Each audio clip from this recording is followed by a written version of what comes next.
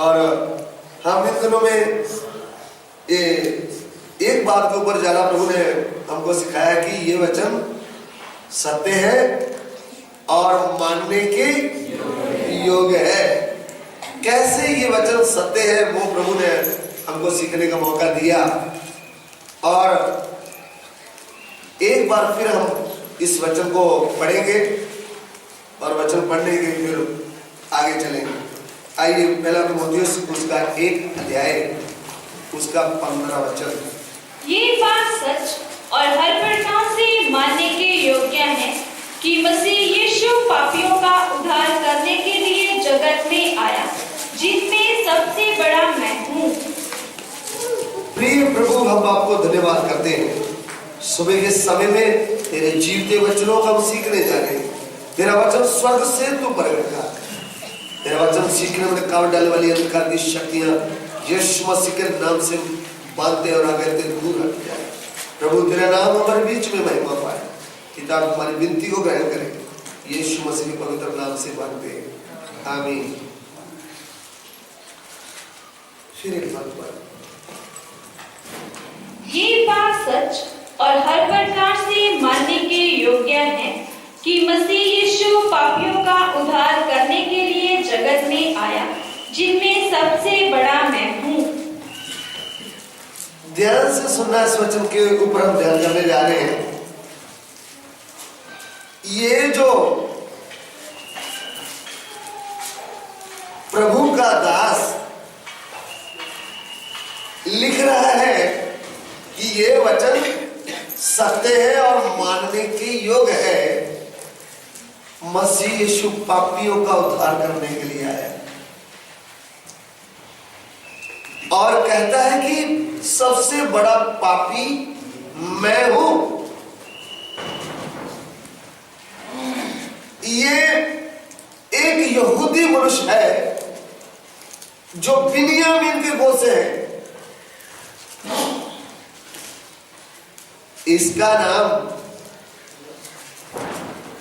पहले शाऊल था, लेकिन बाद में पौलुस बन गया। यहूदी बोलने से इतना घमंड से भरा हुआ व्यक्ति होता है, वो झुकने वाला नहीं होता। यहूदी बोलने से हम अब्राहम की संतान है वैसा मानते हैं। हमारा प्रभु यीशु जो सर्वशक्तिमान परमेश्वर है, इस पृथ्वी में जब मनुष्य बनकर चल रहे थे तब उन्होंने एक वचन कहा, सत्य को जानोगे तो सत्य तुम्हें स्वतंत्र करेगा। तब उस समय उन्होंने आगे यहूदी लोगों ने क्या जवाब दिया, हम किसी के गुलाम है नहीं, हमको स्वतंत्र होने की आवश्यकता ही। किसको बोल रहे हैं? यीशु प्रभु को। इतने घमंड से भरे थे, उनको पहचानते नहीं थे ये कौन है जो उनसे बातें कर रहा है। हजारों साल पहले भी ये बात बड़ा भेद बनी रही। जिनके साथ प्रभु मनुष्य बनकर बातें करता था, उनको भी ये मालूम नहीं था ये है कौन। वो भी ऐसा सोचते थे ये तो नासरत का रहने वाला है। तो यहूदी लोग भी क्या करते थे, उस पर विश्वास नहीं करते थे। और ये जो हमारा भाई शाऊल जी, इसके बारे में आप समझे तो इतना घमंड से भरा है। वो अपने बारे में साक्षी देता है। वो कहता है 3 साल मैंने गमलीएल के पांव में बैठ करके परमेश्वर की भविष्यता को सीखा है। और वो भविष्यता को सीखते समय परमेश्वर के जो 10 आज्ञा है उनकी पालना करने वाला है और दूसरों को सिखाने वाला है। फिर भी मसीह यीशु के नाम से नफरत करने वाला है। जो कोई भी यीशु मसीह के नाम से प्रार्थना करता था, आराधना करता था, ये भाई उनको पिटाई करता था और उनको खींच करके बंदी गृह में डाल देता था। ऐसा व्यक्ति था ये। कौन? जो ये लिखता है कि ये वचन सत्य है और मानने के योग्य है। ये ऐसे कैसे लिख दिया? इसकी आप गवाही सुने तो ये क्या कहता है, 12 वचन भी पढ़ लीजिएगा। पहला तीमुथियुस 1:12। मैं अपने प्रभु मसीह यीशु का, जिसने मुझे सामर्थ्य दी है, धन्यवाद करता हूँ कि उसने मुझे विश्वास योग्य समझकर अपनी सेवा के लिए ठहराया। हाँ। मैं तो पहले निंदा करने वाला हाँ। और सताने वाला और अंधेर करने वाला था और दूसरों के ऊपर अंधेर करने वाला था। हाँ। तो भी मुझ पर दया हुई। तो भी मुझ पर क्या हुई? दया हुई। क्योंकि मैंने अविश्वास की दशा में बिन समझे बूझे ये काम किए थे। आमीन। प्रेरितों के काम उसका 8 अध्याय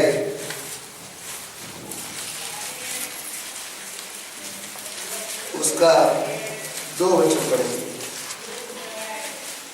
कुछ भक्तों ने स्तिफनुस को कब्र में रखा और उसके लिए बड़ा विलाप किया। शाऊल कलीसिया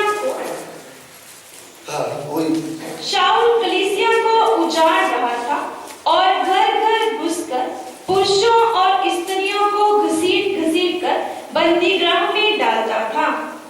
यह है इसका पुराना कहानी। शाऊल निंदा करने वाला था, सताने वाला था और अंधेर करने वाला था, और यह भी मानता था कि मैं परमेश्वर का बहुत बड़ा भक्त हूं। पुराने नियम को मानता था, व्यवस्था को अच्छी तरह सीखा था, घमंड से भरा हुआ था, तो भी यीशु प्रभु की आराधना करने वाले भाई हो या बहन लोग हो, बहनों को भी बख्शता नहीं था, उनकी भी पिटाई करता था और खींच करके किधर ले आता था? बंदी गृह में डालता था। ऐसा जीवन किसका था? शाऊल का। लेकिन ये क्या कर रहा था? प्रेरितों के काम उसका 9 अध्याय उसका 1, 2, 3 बार पढ़े। शाऊल जो अब तक प्रभु के चेलों को धमकाने और घात करने की धुन में था, महायाजक के पास गया और उससे दमिश्क के आराधनालयों के नाम पर इस अभिप्राय की चिट्ठियां मांगी कि क्या पुरुष क्या स्त्री जिन्हें वे इस पंथ पर लाए उन्हें बांधकर यरूशलेम ले आए। परंतु चलते चलते जब वह दमिश्क के निकट पहुंचा तो एकाएक आकाश से उसके चारों ओर ज्योति चमकी और वह भूमि पर गिर पड़ा और यह शब्द सुना, हे शाऊल, तू मुझे क्यों सताता है? उसने पूछा, हे प्रभु, तू कौन है? उसने कहा, मैं यीशु हूँ जिसे तू सताता है। आमीन। ये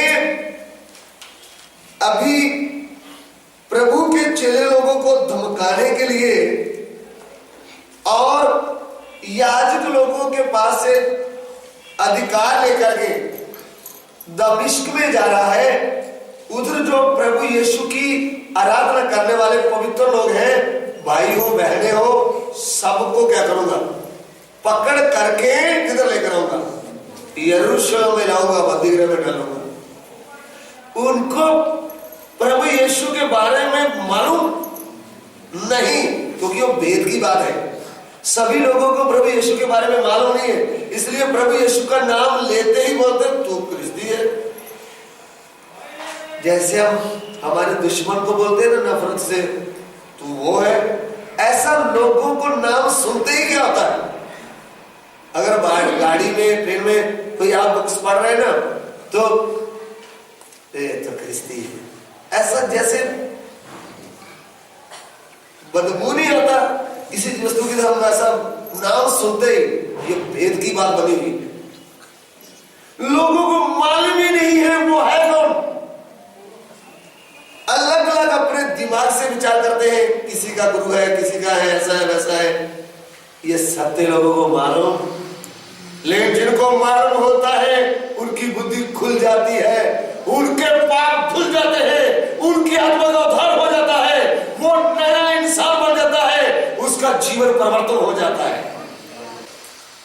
प्रभु यीशु कौन है, ये बड़े भेद की बात है। तो ये शाऊल अपने साथ कुछ लोगों को लेकर के, उस समय गाड़ी ट्रेन वगैरह नहीं थी, घोड़ों के ऊपर, रथों के ऊपर लोग क्या करते थे, जाते थे। तो ये भाई साहब जा रहे हैं, लेकिन दमिश्क के पास अभी पहुंचे नहीं, तो क्या हुआ। मैंने आपको बताया था कि प्रभु यीशु सर्वशक्तिमान परमेश्वर है। मैंने बताया तरह से ये सत्य वचन के द्वारा ही आपको बताया, और सत्य वचन जो है वो प्रमाण देता है कि वो सर्वशक्तिमान परमेश्वर है। ये शाऊल तो ये मानता था कि मैं यहूदी हूं, हमारे बाप दादा यहोवा परमेश्वर के साथ चलते थे, लेकिन इनको ये मालूम नहीं था कि यहोवा परमेश्वर ही मनुष्य बन करके प्रभु यीशु बन के आया है। ये बात भेद की बात है, ये सब लोगों को मालूम नहीं होता, ये उनको मालूम होता है जिनके ऊपर उसका अनुग्रह होता है। अनुग्रह होगा तो ही उद्धार होगा, अनुग्रह नहीं हुआ तो उद्धार होगा ही नहीं। तो इसके लिए ये जब जा रहा था, तब एक रोशनी इनके ऊपर चमकी। जब रोशनी चमकी तो ये घोड़े से नीचे गिरा और एक आवाज सुना, हे शाऊल, हे शाऊल, तू मुझे क्यों सताता है। तब आवाज सुनते ही, रोशनी गिरते ही इनकी बुद्धि खुल गई, इनकी आंखें अंधी हो गई, ये डरने लगा। क्योंकि किसकी आवाज थी? जो अधर्मठ के बीच में आलू को आवाज दिया था ना, वो कहता तेरा भारी शब्द सुनकर मैं डर गया। ये दूसरों को डराने वाला, इसके नाम से पवित्र लोग डरते थे, बोलते थे शाऊल बहुत खतरनाक है, वो मारपीट करता है, वो बहनों को भी बख्शता। ये खतरनाक उग्रवादी उस समय का, इससे मसीह लोग, प्रभु के लोग क्या करते थे, डरते थे। लेकिन इसको डराने वाला यहोवा परमेश्वर भी एक दिन प्रकट हो गया। हालेलुया। आवाज इतनी वाज, तू मुझे क्यों सिताता है। तब ये हैरान हो गया, हे परमेश्वर, तू है कौन जिसको मैं सता रहा हूं। तब साफ शब्दों में बोला, मैं यीशु हूं जिसे तू। इसका मतलब मेरे खून के खरीदे हुए लोगों को, मेरे चुने हुए लोगों को तू मारपीट करता है, तू उनको नहीं सता रहा, तू मुझे सता रहा है। पवित्र लोगों के विरुद्ध उठने वाले लोग ये समझ लेना, हम लोगों को नहीं हमला करेंगे। किसके ऊपर हमला कर रहे हैं? सर्वशक्तिमान प्रभु के ऊपर हमला, जो भस्म करने वाली आग है। उसका अनुग्रह हो जाए तो तुम्हारी बुद्धि खुल जाएगी, तुम्हारा उद्धार हो जाएगा। अगर उसका अनुग्रह नहीं हुआ तो तुमको इस पृथ्वी से उठा देगा, तुम्हारा नाम भी इस पृथ्वी से मिटा डालेगा, क्योंकि वो भस्म करने वाली आग है। उसकी दोनों साइड हमको देखना चाहिए। बहुत बार हम बोलते हैं परमेश्वर प्रेम है, परमेश्वर प्रेम है, लेकिन भस्म करने वाली आग भी है, ये भी याद रखना। जिसके सामने हम आराधना करने आते हैं ना, वो मामूली परमेश्वर नहीं, वो बहुत महान है। इसके लिए उसका भय मानना चाहिए। उसका भय मानना है तो प्रभु के वचन से हमको पता चलता है वो कितना महान है। इसके लिए जब इसको उसकी महानता का पता चला, ये नीचे गिर गया, अंधा हो गया और रोने लगा। जब उद्धार होता है तो होता क्या है?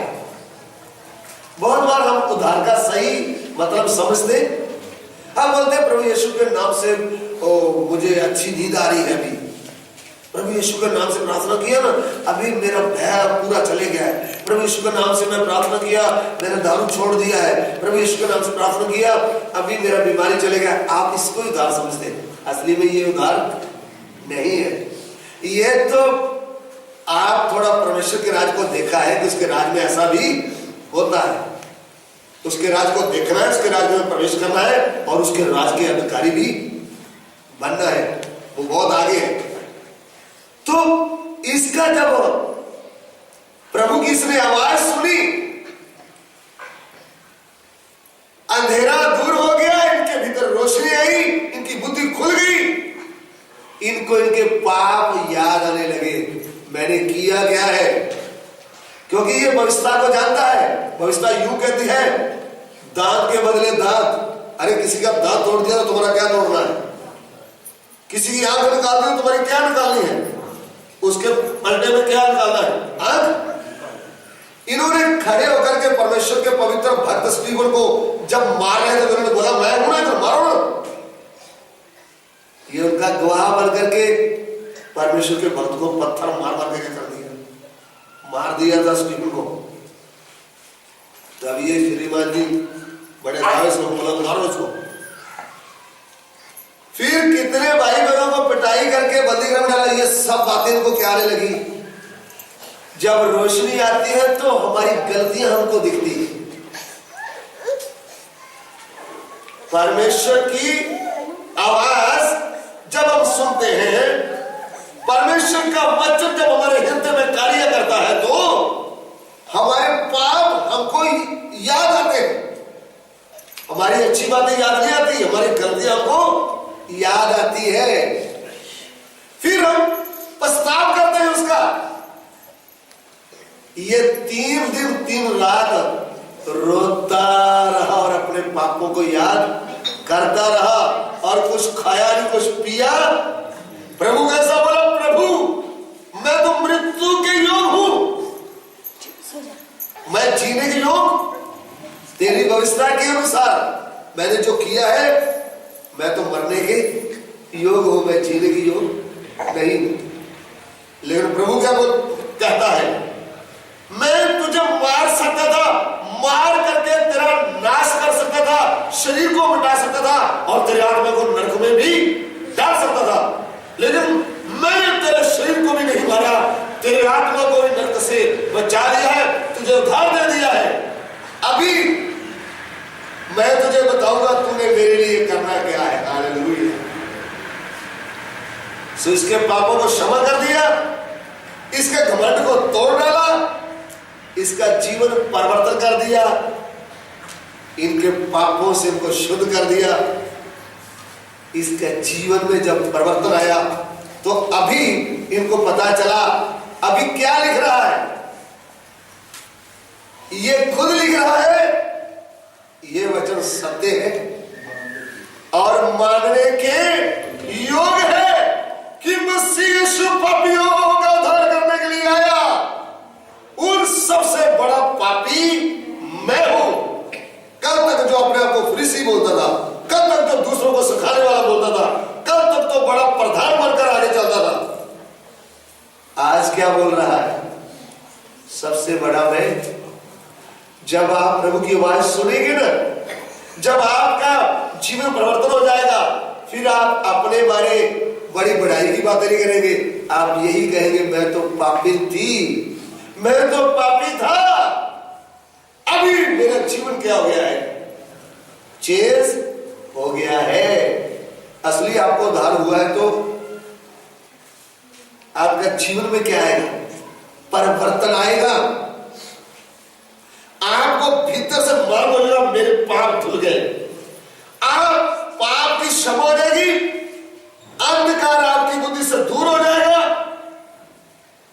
मृत्यु का डर, नरक की आग का डर आपका कर जाएगा, आपसे दूर हो जाएगा। और सृष्टिकर्ता परमेश्वर है कौन उसका आपको ज्ञान आ जाएगा। फिर आप पत्थर, लकड़, मिट्टी, जानवर की कभी पूजा नहीं करेंगे। फिर आप एक ही सत्य ईश्वर प्रभु यीशु मसीह को आदर देते हुए उसकी स्तुति करेंगे। फिर ज्यादा बोलने की जरूरत नहीं पड़ेगी कि जोर जोर से मुंह खोल के धन्यवाद करो। अंदर से भीतर से क्या निकलेगा? धन्यवाद निकलेगा, उसकी स्तुति निकलेगी। क्यों? जब उद्धार होता है तो होता क्या है? सबसे पहले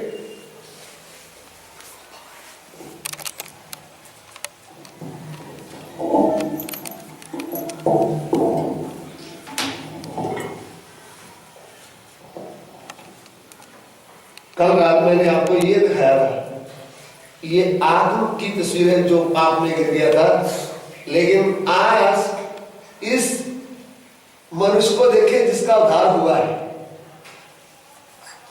इसमें अंतर है ना? इधर में ये है, इधर में ये नहीं है। इस भाई साहब का उद्धार हो गया है तो उद्धार हुआ तो सबसे पहले भीतरी मनुष्य यानी परमेश्वर के वचन का बीज अंदर आया। बीज कैसे आता है? जब आप ध्यान से वचन को सुनेंगे, ये वचन प्रकाश देता है, आपकी बुद्धि खुल जाएगी। आपकी जब बुद्धि खुलेगी तब आप रोने लगोगे, मैं पाप कर रहा था, मैं पाप कर रही थी। आपके जीवन की तस्वीर आपको क्या पड़ेगी? दिखाई पड़ेगी। आपका पाप आपको याद है।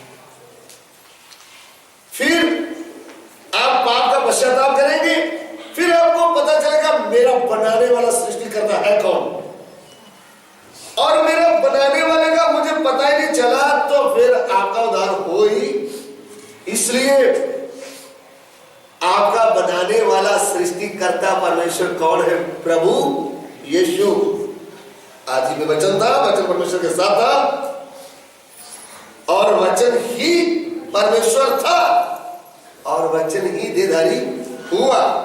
और वचन जब देहधारी हुआ तो मनुष्य बन करके, उद्धारकर्ता बन करके बैतलहम की चरनी में आया, हमने सीखा रात को। और फिर कैसे उन्होंने हमारे पापों को अपने ऊपर ले लिया, हमारे पापों के कारण उन्होंने क्रूस पर अपना प्राण दे दिया, और मुर्दों में से जी उठा।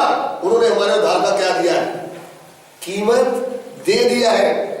आज उद्धार पाने के लिए बकरी, मुर्गा, पैसा, फूल, नारियल, केला कुछ भी देने की आवश्यकता नहीं है। सच्चे मन से यह सत्य वचन को ग्रहण करना है। हे परमेश्वर, ये वचन सत्य है तो मैं इस वचन को ग्रहण करता हूं और ग्रहण करती हूं। प्रभु, आज के बाद मैं पाप नहीं करूंगा, नहीं करूंगी। हे सृष्टिकर्ता, सृजनहार प्रभु यीशु, तू ही मेरा परमेश्वर है, और मैं तुझे अपना उद्धारकर्ता ग्रहण करता हूं। आज के बाद मेरी इच्छा नहीं, आपकी इच्छा मेरे जीवन में क्या है? जब हम इस वचन को ग्रहण करते हैं तब हमारा क्या हो जाता है? उद्धार हो जाता है, और हमारे आत्मा में परमेश्वर के वचन का क्या आता है? बीज आता है। ये भीतरी मनुष्य वचन का बीज। अभी यूहन्ना सुसमाचार उसका 1 अध्याय उसका 12 वचन पढ़िएगा। परंतु जितनों ने उसे ग्रहण किया, परंतु जितनों ने, मराठी हो, गुजराती हो, पंजाबी हो, मलयाली हो, नेपाली हो, जितनों ने उसको ग्रहण किया। हाँ, उसने उन्हें परमेश्वर की संतान होने का अधिकार दिया। उसने उनको परमेश्वर की संतान होने का अधिकार दिया। किसको ग्रहण किया? प्रभु यीशु को। प्रभु यीशु को ग्रहण करना हृदय से, ये विश्वास करना कि वो ही मेरा सृष्टि करता है और वही मेरे लिए उद्धारकर्ता बनकर आया है, ये बात को ग्रहण करना। और वो मैं इसके पीछे चलूंगा। दुनिया मेरा साथ दे ना दे, मेरे घर के लोग मेरा साथ दे ना दे, मेरी जाति, मेरा धर्म, मेरी बरादरी मेरा साथ दे ना दे, मैं उसके पीछे चलूंगा। वो है ग्रहण करना। जब शादी पढ़ते हैं ना, तो आपने देखा होगा प्रार्थना भवन में शादी होते समय लड़की और लड़का दोनों खड़े हैं। रोगादास पूछते हैं, क्या पूछते हैं? लड़की को पूछते हैं, ये जो तुम्हारे बाएं हाथ खड़ा लड़का है, क्या तू इसको अपना पति होने के लिए ग्रहण करती है? फिर वो बोलती हाँ जी। अगर बोले ना तो शादी उधर क्या जाएगी, रुक जाएगी। वो क्या कहती है? हाँ। फिर दुख में सुख में हर बात में तू उनके साथ संजोग देगी। हाँ। प्रभु की कलीसिया में प्रभु के आगे तू ये वादा करती है? बोलती है हाँ। तब लड़के को कुछ रहता है।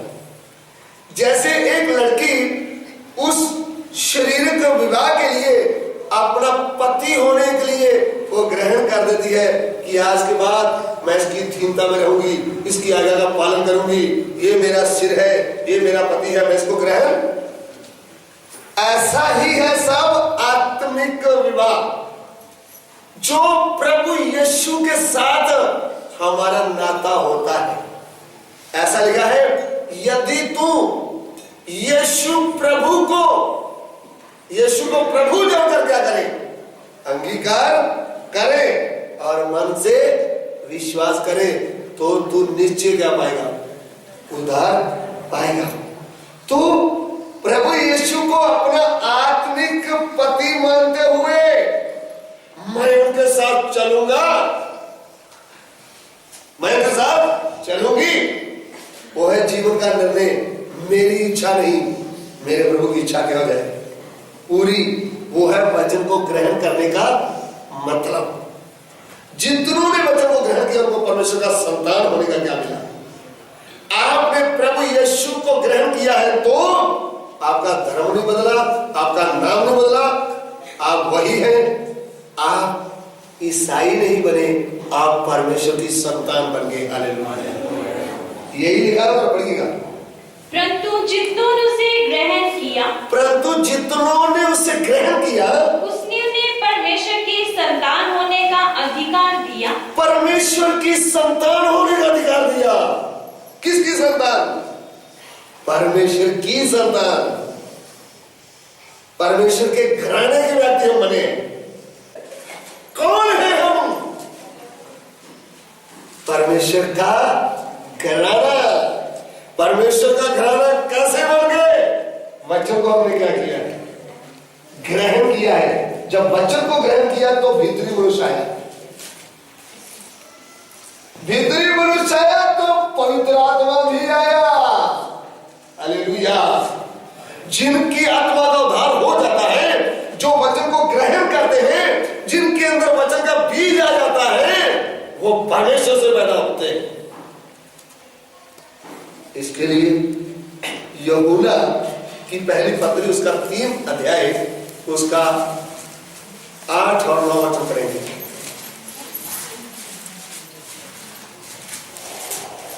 यूहन्ना की पहली पत्री उसका 3 अध्याय उसका 8 और 9 वचन।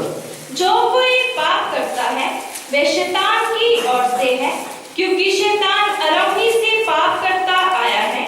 परमेश्वर का पुत्र इसलिए प्रकट हुआ कि शैतान के कामों का नाश करे। जो कोई परमेश्वर से जन्मा है वह पाप नहीं करता, क्योंकि उसका बीज उसमें बना रहता है और वह पाप कर ही नहीं सकता, क्योंकि परमेश्वर से जन्मा है। आमीन। परमेश्वर से जन्मा है। परमेश्वर के वचन का बीज गिराया है। आत्मा में आया है। तो परमेश्वर का वचन का बीज आ गया तो ये बीज अविनाशी है। ये इतना शक्तिशाली बीज आपके अंदर आया है, ये आपको चलाने के लिए आया है। ये आपको भीतर से बताएगा गलत क्या है, सही क्या है। और ये बीज के कारण आप परमेश्वर की क्या बन गए? संतान बन गए हैं। सो इसलिए उद्धार होता है तो परमेश्वर के वचन का बीज किधर आता है? आत्मा में आता है। बीज आता है तो जीवन परिवर्तन होता है। जीवन परिवर्तन होता है तो वचन की भूख लगती है, वचन पढ़ने को मन करता है, वचन सीखने को मन करता है। पास्टर को धक्का लगाने की जरूरत नहीं पड़ती। जो वचन से पैदा हुए वो ढूंढते हैं बाइबल क्लास कब होगा, प्रभु के दास हेलो किधर प्रोग्राम है, हमको बताइएगा, हम क्या सीख रहे हैं। और भी वचन, क्योंकि ये जो भीतरी मनुष्य आया है ना, ये वचन का बीज है। और इसका भोजन क्या है? वचन। आपने छोटा बच्चा देखा ना, जो छोटा बच्चा जन्म लेता है वो क्या पीता है?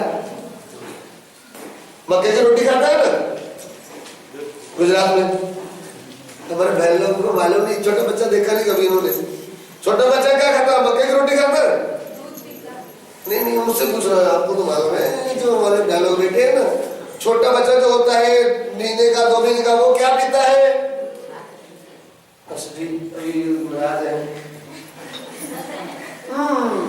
बोलिए ना, बात करिए ना, क्या पीता है?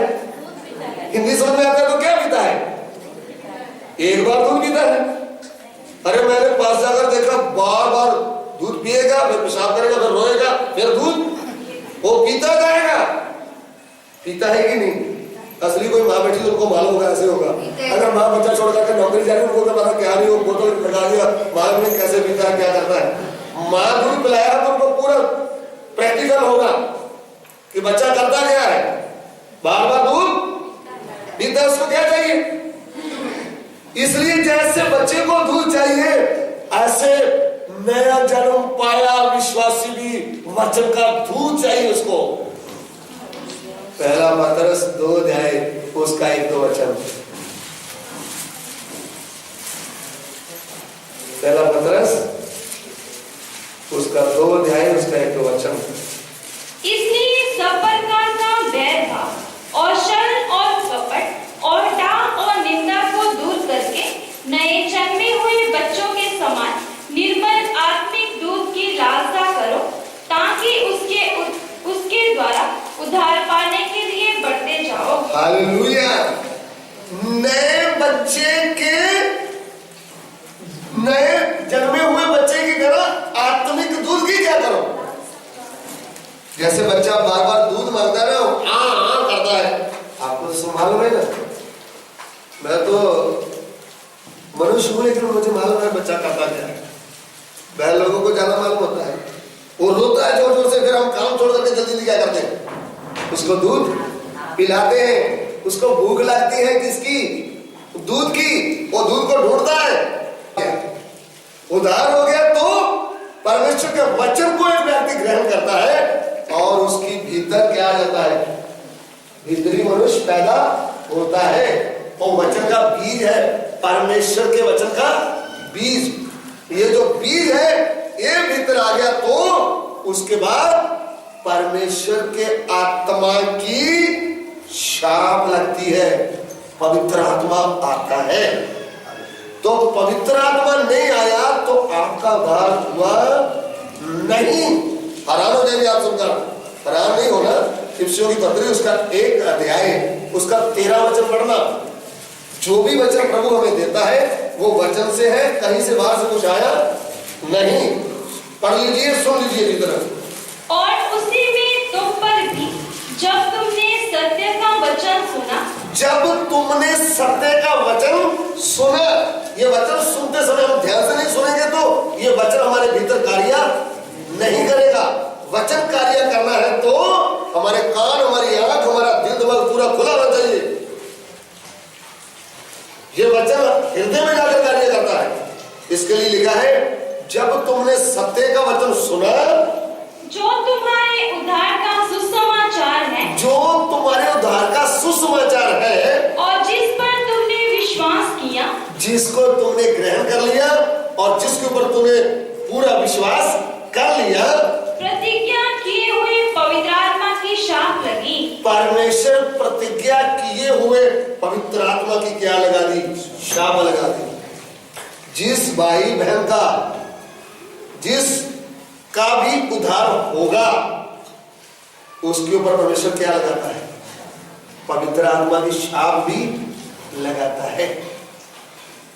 तो आप पवित्र आत्मा की शाप आपके ऊपर नहीं लगी तो फिर आपको सोचना होगा, मेरा उद्धार हुआ है या नहीं हुआ।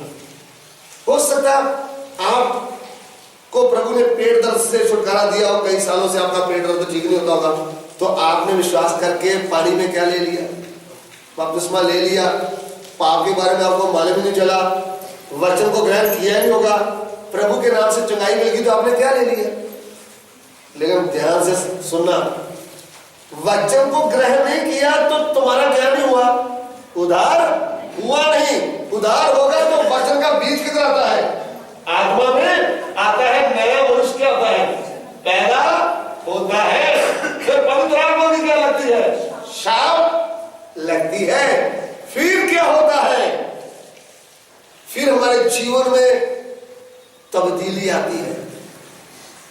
फिर हम दूसरे लोगों से अलग होकर चलते हैं। जब हमारे उद्धार का कार्य होता है, फिर पवित्र आत्मा की शाप लगती है, फिर हम प्रभु को दिल दिया है, फिर शरीर भी किसको दे देते हैं? परमेश्वर को। जब आत्मा में काम होता है ना, तो ये शक्तिशाली बीज फिर क्या करता है? ये हमारे प्राण और आत्मा को, हमारे शरीर के ऊपर भी क्या करता है? कंट्रोल करता है। जब प्रभु को ग्रहण किया है तो फिर हम वचन सीखने के बाद फिर पानी का क्या लेते हैं? बपतिस्मा। जब पानी विधि करते हैं, बपतिस्मा मतलब क्या है? पुराने मनुष्य को पानी में क्या कर देना? दफन कर देना। यानी पाप वाला स्वभाव को क्या कर देना? पानी में बहा देना। जैसे एक व्यक्ति मर जाता है तो हम उसके शरीर को क्या करते हैं? जला देते हैं या पानी मिट्टी में दफन कर देते हैं। ऐसा जो पाप की ओर से मर जाता है भाई बहन, जिसका उद्धार हो जाता है, उसको हम क्या करते हैं? उस पुराने स्वभाव को पानी में बहा देते हैं और उसमें हम क्या कहते हैं? प्रभु, मेरा जीवन मैंने आपको दिया है, मेरा शरीर भी मैं आपको देता हूं, देती हूं। ये शरीर जब प्रभु को दे दिया तो फिर हमारे बालों का स्टाइल भी अलग होगा, हमारे कपड़े का स्टाइल भी अलग होगा। हम तो दुनिया से क्या होंगे? अलग। क्योंकि वचन यूं कहता है कि हे भाइयों, क्या कहता है? पढ़ लीजिए रोमियो की पत्री, उसका 12 अध्याय, उसका 1-2 वचन। इसलिए हे भाइयों, मैं तुमसे परमेश्वर की दया स्मरण दिलाकर विनती करता हूँ कि अपने शरीरों को जीवित और पवित्र और परमेश्वर को भावता हुआ बलिदान करके चढ़ाओ। यही तुम्हारी आत्मिक सेवा है। इस संसार के सदृश्य ना बनो, परंतु तुम्हारे मन के नए हो जाने से तुम्हारा चाल चलन भी बदलता जाए, जिससे तुम परमेश्वर की भली और भावती और सिद्ध इच्छा अनुभव से मालूम करते रहो। आमीन। हे भाइयों, मैं तुमसे विनती करता हूं, तुम अपने शरीरों को क्या कर दो? जीविता और पवित्र और परमेश्वर को भाता हुआ बलिदान करके चढ़ा दो। यीशु प्रभु को ग्रहण कर लिया तो ये शरीर भी किसका है? प्रभु। क्योंकि ये शरीर मंदिर बनना है उसका, इसमें आकर उसने क्या करना है? वास करना है और उसकी सामर्थ्य इस शरीर के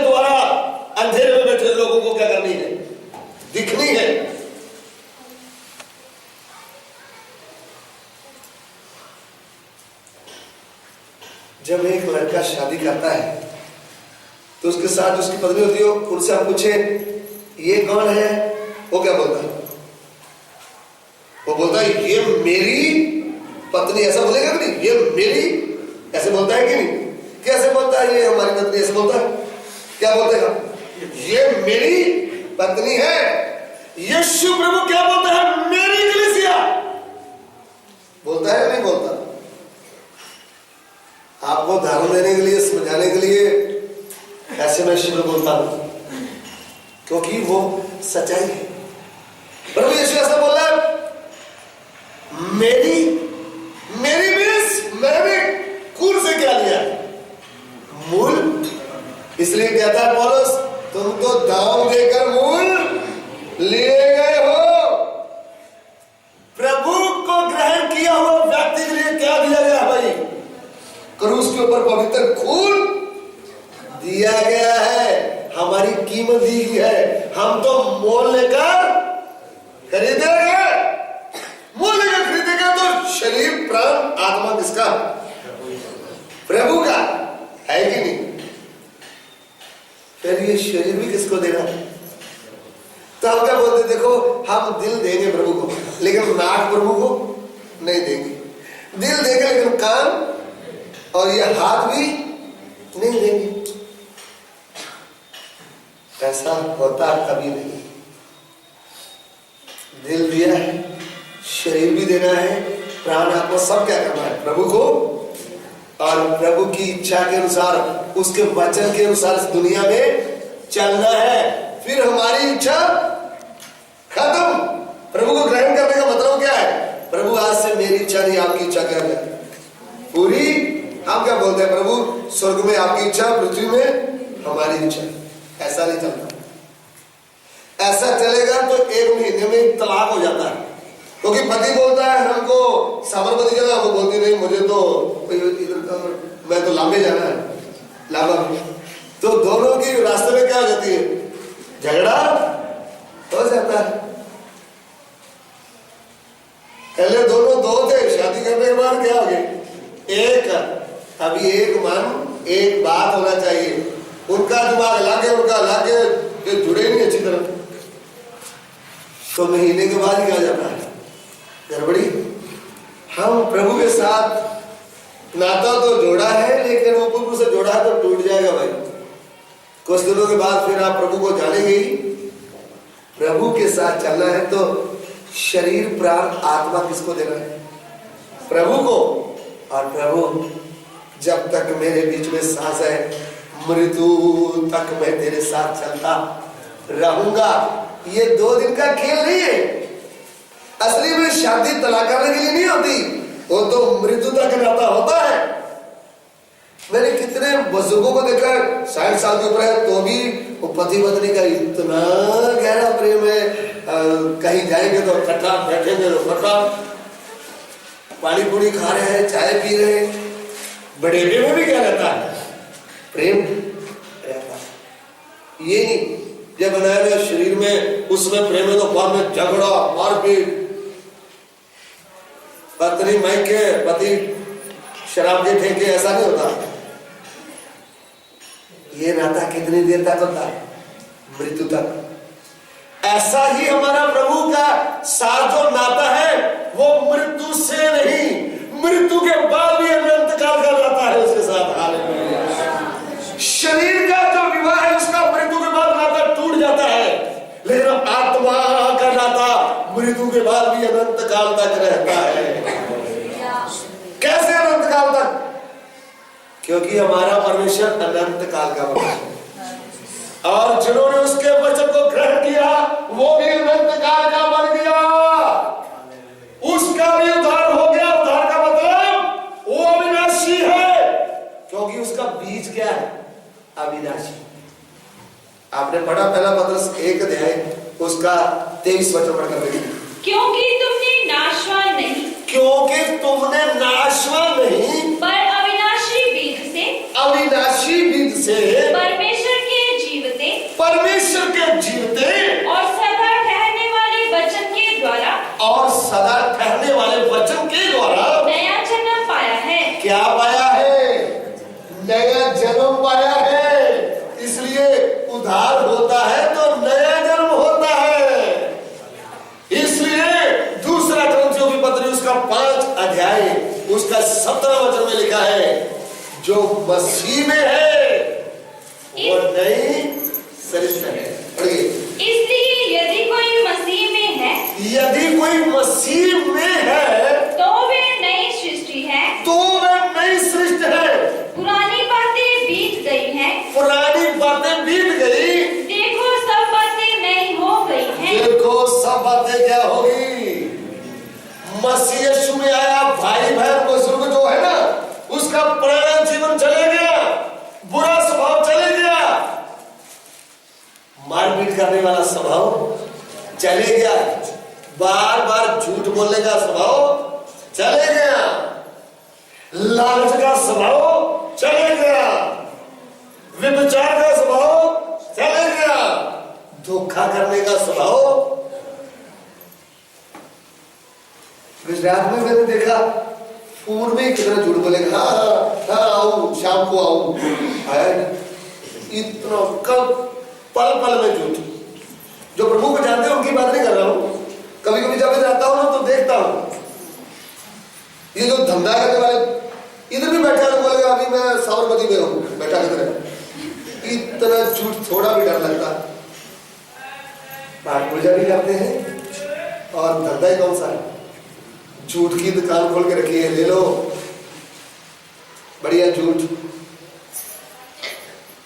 ऊपर ऊपर से क्या करेंगे, कभी आओ ना घर पे, हम तो आपकी राहें देखते हैं, ऊपर से समय तो है नहीं, ऐसे ही फ्री के लड्डू। जब हम नए नए घुसे हमें बहुत बुरा लगा, बोलना तो हृदय से बोलना चाहिए, ऊपर ऊपर से क्यों बोलना, इसलिए बोले हमारे पास समय, ऐसा ड्रामा क्यों करते हैं हम ऊपर ऊपर से। पुरानी बातें बीत गई, सब कुछ क्या हो गया, जो कुछ बोलना दिल से बोले, दिल से नहीं बोलना तो जो दिल में है वो मुंह से भी बोले। भैया हमारे पास समय, अगर समय किसी को दिया तो तुम्हारा कितना भी नुकसान हो घर में रहने का, प्रभु में आने के बाद जो समान किया है उसके ऊपर क्या करना है, उसको पूरा करना है, बदलना नहीं बात। सो पुरानी बातें बीत गई, नया सृष्टि मसीह में जो आया वो नई सृष्टि है। पहले झगड़ा करता था, झूठ बोलता था, धोखा देता था, घमंडी था, लालची था, अभी तो कुछ में आया है, मसीह में आया है। मसीह का पवित्र वचन का बीज तेरी आत्मा में आया है तो तुम्हारा उद्धार हो गया है, तुम्हारा जीवन परिवर्तन हो गया है। अभी तू नम्र बन के चलना है। हमारा पौलुस पहले कौन था, शाऊल, फिर क्या बन गया पौलुस, फिर क्या बोलता है, मैं तो देर करने वाला था, मैं तो झूठ बोलने वाला था। सीधा सीधा बता रहा है कि नहीं। जब हमारा उद्धार हो जाएगा तो फिर हम हलचल नहीं करेंगे, फिर हम सीधा बोलेंगे भैया मुझसे क्या होगी गलती, प्रभु के दास मुझसे क्या हुई। नहीं तो प्रभु का दास गलती तो बोलने से भी हम मानने वाले नहीं। लेकिन उद्धार हो गया तो भीतर क्या लगता है, एक झूठ बोला गया तो शाम की प्रार्थना से पहले घुटने टेक कर रोते रोते बोला कि प्रभु आज मेरे मुंह से क्या निकल गया, झूठ निकल गया है। प्रभु आज मेरे मुंह से एक गाली निकल गई, प्रभु मुझे तेरे लहू से। यह है नए मनुष्य का प्रोग्राम। पहले हम 20 गाली देते थे तो भी क्या नहीं आता था, पश्चाताप। 20 झूठ बोलते थे तो भी पश्चाताप, किधर किधर घूमकर आते थे तो भी कोई परेशानी। अभी एक भी गलती होती है तो भीतर से क्या लगता है, चेतावनी। ये जो परमेश्वर के वचन का बीज है ना, ये हमको क्या लगा देता है, चेतावनी लगा देता है। किसी के साथ धोखा कर दिया 100 रुपए का तो भीतर से क्या लगेगी, चेतावनी। क्योंकि पुरानी बातें क्या होगी, बीत गई, सब कुछ क्या हो गया, नया उद्धार पाया। भाई बहन एक नई सृष्टि है, वो एक नया मनुष्य है। किसके स्वभाव में है, परमेश्वर के स्वभाव में। परमेश्वर के वचन का बीज आपकी आत्मा में आया है तो कौन आया है? आदि वचन आपके अंदर आया है। ये आदि वचन आपको बदलने के लिए आया है। ये आपके स्वभाव को किसमें बदल देगा? प्रभु यीशु के स्वभाव में आपको बदल देगा। इसलिए पौलुस कहता है, मैंने एक पुरुष से तुम्हारी क्या लगाई है? बात लगाई, यानी सगाई कर दी है। भाई उधर ही आ जाएगी बात दोबारा। पौलुस कहता है, मैंने एक पुरुष से तुम्हारी क्या लगाई है? बात लगाई है। दूसरा ग्रंथिया 11 अध्याय उसका 2 और 3 वचन।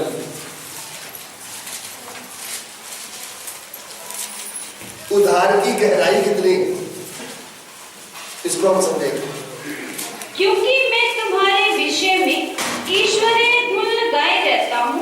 मैं तुम्हारे विषय में ईश्वरीय धूल लगाए रहता हूँ, इसलिए कि मैंने एक ही पुरुष से तुम्हारी बात लगाई है। मैंने एक ही पुरुष से तुम्हारी सगाई कर दी है।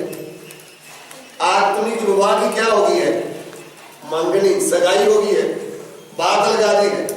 कि तुम्हें पवित्र कुंवारी के समान, कि तुम्हें पवित्र कुंवारी के समान मसीह को सौंप दूं। किसको सौंप दूं? मसीह यीशु को आपने ग्रहण किया है, उसको अपना आत्मिक पति माना है, तो अभी तुम्हारी क्या होगी है? उनके साथ सगाई हुई है। उधार पाया तो क्या हुआ है? सगाई हुई है, अभी शादी बाकी है। इसलिए जिन्होंने उधार पाया है उन्होंने अपना शरीर प्रभु को दे दिया। प्रभु मेरा शरीर भी तेरे लिए है, मैं दुनिया से अलग होकर चलूंगा। क्योंकि प्रभु यीशु कहता है, मैं मिलाप करवाने नहीं आया, क्या चलाने आया हूं? तलवार। कौन सी तलवार? 2 धारी तलवार, परमेश्वर के वचन की तलवार। जब तलवार चलाऊंगा तो मैं बेटे को पापा से और बेटी को मम्मी से और बहू को सास से अलग करने, तुम्हारे बैरी तुम्हारे घर के लोग ही। ये मतलब सुना कभी आपने? सत्य वचन तो सुना है, सत्य परमेश्वर के पीछे चलना है, सत्य को ग्रहण किया है, तो तुम भी सत्य भक्त बन गए। तो सत्य भक्तों का रास्ता ही कौन सा? अलग। घर के लोग क्या बोलेंगे? अरे तू तो बिगड़ गया है, तू उधर प्रार्थना भवन में जाकर क्या कर दिया, तू तो हमारी बात सुनता ही नहीं। ऐसा होता है जब जीवन में वचन की तलवार चलती है तो बेटी मां से अलग हो जाती है। बोली मैं तो जाऊंगी सत्य परमेश्वर की राह में, मुझे अभी पत्थर को क्या नहीं करना। तो घर में क्या रहता है? गड़बड़ी। बेटा बोलता मैं ऐसे नहीं करूंगा, बाप बेटे की क्या जाती है? क्योंकि प्रभु के वचन का तलवार किधर चलता है? भीतर चलता है। इसके लिए जब उद्धार हो गया तो हम संसार से क्या हो गए? अलग, कुटुंबियों से अलग, इस दुनिया से अलग। फिर अलग हुए तो पवित्र लोगों में और दुष्ट लोगों में क्या होता है? अंतर होता है। इसलिए कहता है तुम्हारी बुद्धि नए हो जाने के कारण तुम क्या ना करो, इस संसार के सदस्य ना बनो। यानी जो प्रभु को नहीं जानता वो तो अच्छी तरह बालों के स्टाइल बनाएगा जैसे हीरो लोग बनाते हैं, लेकिन जो प्रभु को जान गया तो नई सृष्टि बन गए। उधर से क्या हो गया? अलग। फिर उसके बाल का स्टाइल भी क्या जाएगा? बदल जाएगा, कपड़े का स्टाइल भी बदल जाएगा। क्योंकि जीवन में क्या हुआ है? काम हुआ है, परमेश्वर के वचन का कार्य हुआ है। इसके लिए परमेश्वर के वचन का बीज जब भीतर आता है तो जीवन परिवर्तन होता है, नया मनुष्य पैदा होता है। नया मनुष्य परमेश्वर की ओर से है, उसके वचन का, परमेश्वर के वचन का बीज है और उसके द्वारा हमको दिन प्रतिदिन क्या होते जाते हैं, बदलते जाते हैं। हमारा स्वभाव क्या होता जाता है, बदलता है। और हमारा स्वभाव किसके समान होना है, प्रभु यीशु के समान, यानी परमेश्वर के समान। यह है परमेश्वर का बड़ा भेद। इसलिए परमेश्वर ने पहले मनुष्य को अपने स्वरूप में, अपनी समानता में बनाया था। इस मतलब से बनाया था ताकि मनुष्य युग तक मेरे साथ रहे। अभी वो योजना परमेश्वर भूला नहीं, आज भी वो योजना बना रहा है, योजना बना है, आज भी वो कार्य कर रहा है। सारी जातियों में से लोगों को चुन रहा है, अपना वचन भेज रहा है। जो वचन सुनकर के वचन को ग्रहण करते हैं, आज भी वो उद्धार पाते हैं, आज भी वो पानी विधि करते हैं, आज भी वो बपतिस्मा लेते हैं। बपतिस्मे का मतलब क्या है, मैंने आपको बताया है, पुराने मनुष्य को पानी में बहा देना, नए जीवन के रास्ते में चलना। और बाइबल की भाषा बपतिस्मा है, हमारी भाषा में पानी विधि। आप गुजराती भाषा बोलेंगे तो पानी विधि, देखा आपने पानी विधि होती है कि नहीं? लोग पानी में जाकर क्या करते हैं, विधि करते हैं कि नहीं? पानी में नहाते हैं ना, शुद्ध होते हैं। वही है, हम भी क्या करते हैं, पुराने मनुष्य को पानी में बहा देते हैं, पानी के द्वारा क्या होते हैं, शुद्ध होते हैं। तो ये सब बातें प्रभु के वचन के अनुसार है। इसके लिए उद्धार हो गया तो पानी विधि भी होगी। पानी विधि हुआ तो पवित्र आत्मा का क्या लगेगा, शाप। जब पवित्र आत्मा का शाप लगेगा तो फिर आप अपनी भाषा से भजन कम गाएंगे, फिर आत्मा में भरकर आत्मा और सच्चाई से क्या करेंगे, आराधना करेंगे। प्रभु का समय आएगा तो आज रात प्रभु ने मुझे ऐसा महसूस कराया है, इस कलीसिया में आत्मा की आराधना, पवित्र आत्मा के विषय में, पवित्र आत्मा की आग के बारे में, फिर वो विषय लेकर के हम रात प्रभु के वचन से क्या करेंगे, बात करेंगे। अभी प्रभु ने जो मेरे मुंह में डाला है, ये वचन सत्य है और मानने के योग्य है। मसीह यीशु पापियों का उद्धार करने आया, और जिससे बड़ा पापी मैं हूं, जो कहता है उसका खुद का क्या हो गया था, उद्धार हो गया था। जब उद्धार हुआ तो उसकी बुद्धि खुल गई, अंधेरा दूर हो गया, फिर उनके पाप उनको दिखने लगे, उन्होंने पापों का पश्चाताप किया और प्रभु यीशु को अपना उद्धारकर्ता मान करके निर्णय ले लिया, मैं तो मरने के योग हूं, लेकिन आज के बाद जीऊंगा तो आपके लिए, मरूंगा तो आपके लिए। मेरी इच्छा नहीं, तेरी इच्छा मेरे जीवन में क्या होगी। इसलिए वो कहता है, अब मैं तो नहीं जीता, मसीह मुझ में जीता। पूरा जीवन उन्होंने मसीह यीशु के लिए लगा दिया, क्योंकि उन्होंने मसीह यीशु की आवाज सुनकर उनको अपना जीवन दिया था। उन्होंने प्रभु के लिए 3 बार बैत खाया, बैत की बात 5 बार कोड़े खाए, भूखा रहा, कितना परेशान रहा, तो भी कहता है, कौन मुझे मसीह के प्रेम से अलग कर सकता है। उसको ये पता चल गया परमेश्वर मुझे कितना प्रेम करता है। प्रिय भाई बहन, जब परमेश्वर के प्रेम की गहराई हमको समझ में आएगी, तब हमारे हृदय से आराधना निकलेगी, असली